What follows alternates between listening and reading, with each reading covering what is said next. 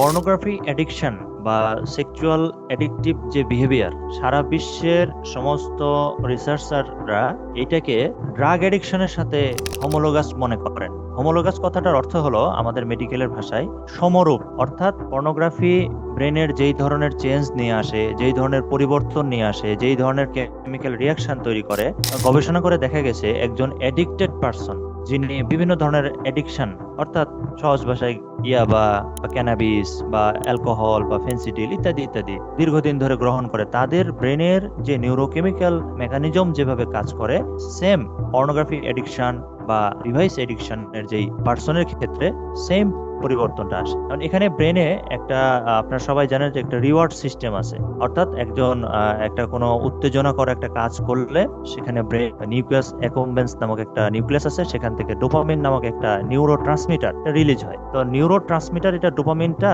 সাময়িক একটা আনন্দের অনুভূতি দেয়, চরম একটা পুলক বা আনন্দ বা একটা উত্তেজনা, নিজেকে হাই মনে করা, এবং সাময়িকভাবে তার যে ডিপ্রেশন বা লনলিনেস বা অ্যাংজাইটি, এটাকে সাময়িকভাবে সে ডোপামিনটা সাপ্রেস করে। যার ফলে হয় কি, এটা একটা সাইকেলের মতো তৈরি হয়ে যায়। অর্থাৎ একটু পর্নোগ্রাফি দেখলো বা মাদক গ্রহণ করলো, ডোপামিন রিলিজ হলো, সে একটু আনন্দ পেলো বা মজা পেলো, পরের ধাপে যে আবার সে ওই কাজটা আবার সে করে, অর্থাৎ ডোপামিনের ঘাটতি দেখা দেয়, তার মনের মধ্যে একটু অশান্তি, অস্থিরতা, একটু ডিপ্রেশন, অ্যাংজাইটি তৈরি হয়, আবার সে ওই কাজটা করে ফেলে, আবার একটু ডোপামিন রিলিজ হয়। এইভাবে একটা সাইকেলের আকারে, ভিসিয়াস একটা সাইকেলের আকারে বিষয়টা চলতে থাকে। আচ্ছা, এখন এখানে ড্রাগস বা সাবস্টেন্স বা নেশাদ্রব্যের সাথে পর্নোগ্রাফির তুলনা কেন করা হচ্ছে? কারণ হলো যে সায়েন্টিস্টরা এ ব্যাপারে একমত যে সাবস্টেন্স এটাকে হলো ফিজিক্যাল এডিকশন, যেটা হলো বস্তুগত এডিকশন, আর পর্নোগ্রাফি বা মাস্টারবেশনটা হচ্ছে বিহেভিয়ারাল এডিকশন। কিন্তু দুই এডিকশনই ইফেক্ট এবং তার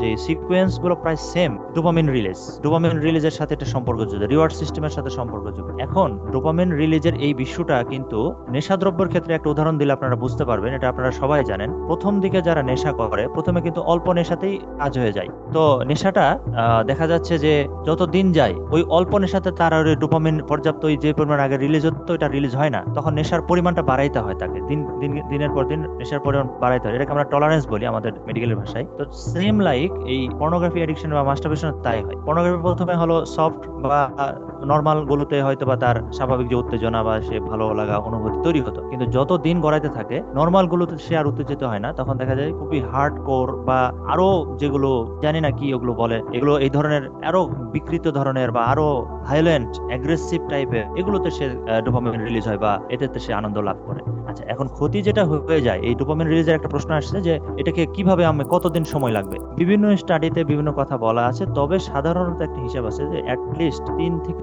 6 মাস, একটা কথা বলা আছে অ্যাটলিস্ট 3 থেকে 6 মাস এটা রিকভারি পিরিয়ড এটা লাগবে। অর্থাৎ অ্যাবস্টিনেন্স মানে হচ্ছে একদম সম্পূর্ণরূপে ওই অভ্যাসগুলো থেকে বা ওই মাদক থেকে দূরে থাকা বা ওই ধরনের অ্যাডিকটিভ বিহেভিয়ার থেকে দূরে যদি কেউ 6 মাস থাকতে পারে, ইনশাল্লাহ তার আবার রিসেট হবে, রিওয়ার্ড সিস্টেমের আবার নতুন করে রিসেট হবে।